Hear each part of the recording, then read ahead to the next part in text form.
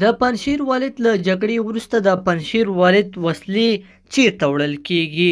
جزئیات په ویډیو کې وګورئ او چینل سبسکرایب کړئ.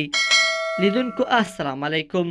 د افغان هوایي ځواک یو ډګروال وایي نن د یوې 12 کسیزې وسلو یا جګړه ییزو اوزارو سیمهیالۍ یا انجینري ډلې سره د پنجشیر پر لور روان شوم تر څو په پنجشیر کې د نیول شوو درندو او سپکو وسلو تخنیکي کتنه وکړو، تر څو پوه شو چې څومره وسلې کارنده دي، څومره د رغونې وړ دي او څومره جنګي یا اوزار یا توکي هلته موجود دي.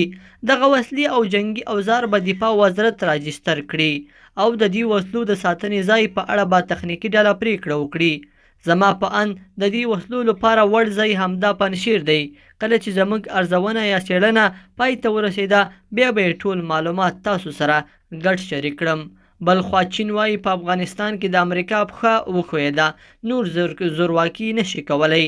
د چین بهرنیو چارو وزارت ویان د افغانستان په اړه د سپینې ماڼۍ د ویان ساکي څرګندونې رد کړي دي او ویلي دي چې امریکا په دې وروستیو کې په افغانستان کې د خپلې ماتې پړه پر نورو هیوادونو اچوي چې دا په دغه هیواد کې د امریکا د ماتې د توجه کولو په معنا ده.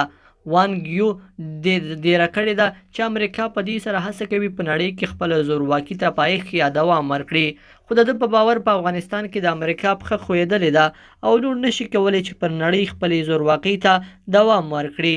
هغه ټینګار کړی دی چې امریکا په تیرو 20 کلونو کې افغانانو او افغانستان ته درنده وټیز یا مالی ځانونه اړولي دي او اوس خو یې اخلاقي پزه هم لرې شوې ده چې دغه هیواد د سوله ییزې بیارغونې دنده بیرته پر غاړه لري.